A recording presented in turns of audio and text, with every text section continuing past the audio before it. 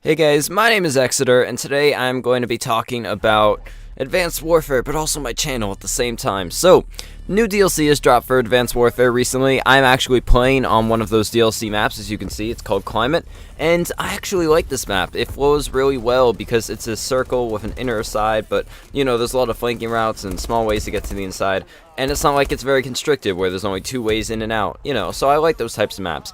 But anyway, so when it comes to the actual commentary, I'm going to be talking about channels. So they're going to be partially channel update, partially talking about Advanced Warfare. So, why do I want to talk about my channel? Well, first of all, I have a few series that ended recently due to issues. Now, one of those series that ended was the, my Minecraft server series. I know, it's like, it was going on for a very short period of time, so some people are like, why has it ended? Well, it seems like the server itself kind of shut down, so I can't play it on it anymore. It's not like I chose to stop playing on it, but it seems like other people decided that they didn't want to do it anymore, so it just ended. You know, I can't do anything about that. But some other series that are going to be starting is I don't really want to talk about, but I will say this.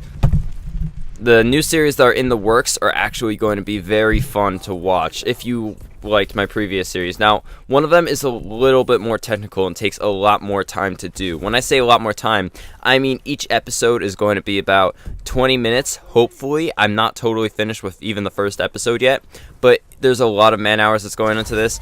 I'm actually trying to make a TV show-like episode. Now, you guys can probably imagine what game this is in, but if you can't, I won't give it away. But yeah, so it's going to be a lot of work, and I hope you guys enjoy it. It's going to be just myself with the help of some friends every once in a while when it comes to certain scenes, but they won't be talking. I'll try and make it my own show or thing or type of, you know, situation like that. So I'll be twisting events that can happen naturally in-game into a type of TV show episode. So I hope you guys will enjoy that. I'm also going to be starting a replacement series for the Minecraft server series that ended. So look forward to that as well. I hope you enjoy those two series. But now let's talk about Advanced Warfare, since that's kind of like the end of the channel update. I've been kind of stuck recently because Advanced Warfare is a fun game. I enjoy it. I was actually talking to a guy that was in this lobby. Like, he was in this lobby, he was just on the other team during this match, but we ended up going to next match. We were on the same team and we were able to talk a bit. But we both agreed that Advanced Warfare is a fun game because it's really fast-paced. It really embodies what Call of Duty is. And, you know, that's what pulls it apart from our games because of its pace and the guns and the way it works. But it's so hectic, I feel like everyone that plays this game, even if you enjoy it or if you don't enjoy it, you have to take a break from it.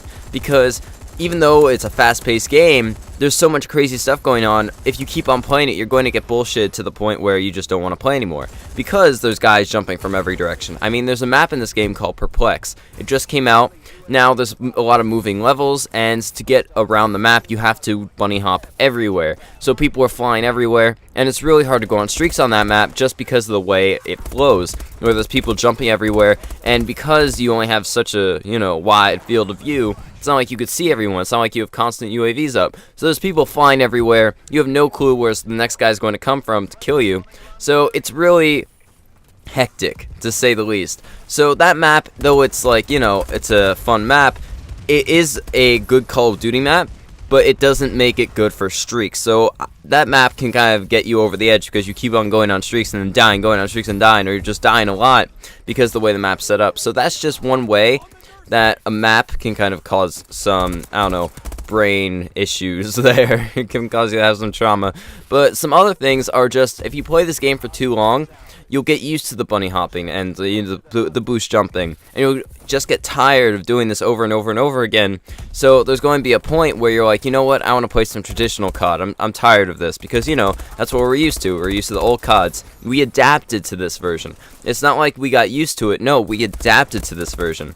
We learned to like it. We didn't, like it right away. As you could see, a lot of people were already still bagging on this game. But that being said, there isn't really any good games to go back on. I mean, Black Ops 2, a lot of people are in denial about that game because Black Ops 2 is probably one of the worst games that has come out for Call of Duty. Now, it was good when it first came out, but they morphed it into something that, I would never play again because I find it almost unplayable. Now, a lot of people don't agree with me with this, but that's fine. Now, Call of Duty Ghosts, I feel the exact opposite about, because it had no community feedback, no positive community feedback when the game came out for some weird reason. I don't know why, but I felt like it was actually one of the most well-made traditional Call of Duties. It reminded me of the Modern Warfare series, which is what it wanted to do. The campaign wasn't that bad. The campaign was pretty good, even though the ending was a good ending, even though it made no sense whatsoever how that actually happened. But it was good. It was a good campaign. I mean, overall, from Call of Duty campaigns goes, like, how good they go. But the gameplay itself was actually really good and it was very similar to a traditional Call of Duty.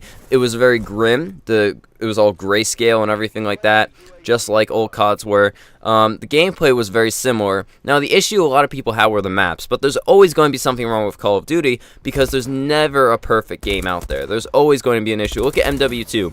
People revere MW2 as the best Call of Duty. A lot of people revere it as the best Call of Duty. But what they're forgetting are the noob tubes. Now, I was talking to some people, and they're like, oh yeah, I would like MW2 if they were to not change anything. Other people are like, oh yeah, if they changed a few things. But that's two completely different games then. There's either one where you keep it the exact same with the noob tubes and the employability that was there because of some of the perks that they added to that game.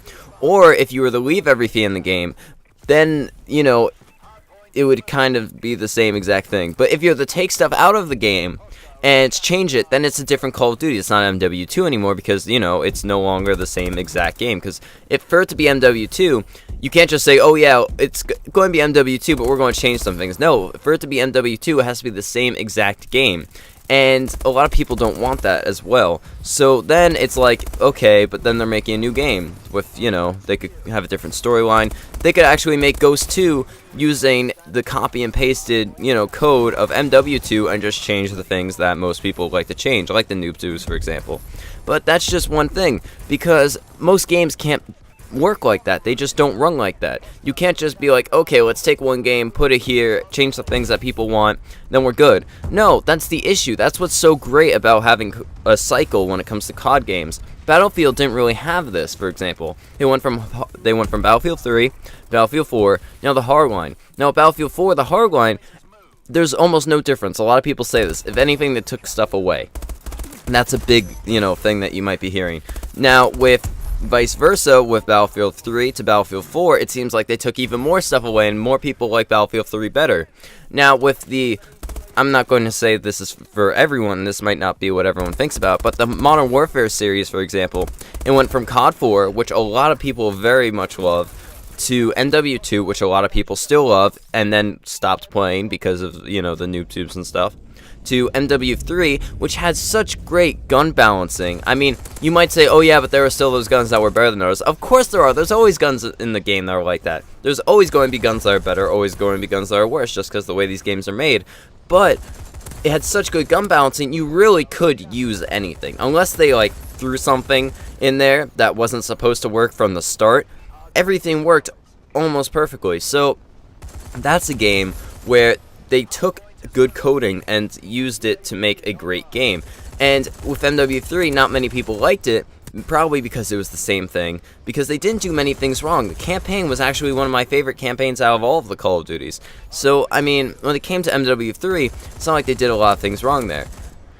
And then when it comes to Ghost, which was just the next version of a Modern Warfare game, it was a little bit of a difference there. It was like a change. It was a morph.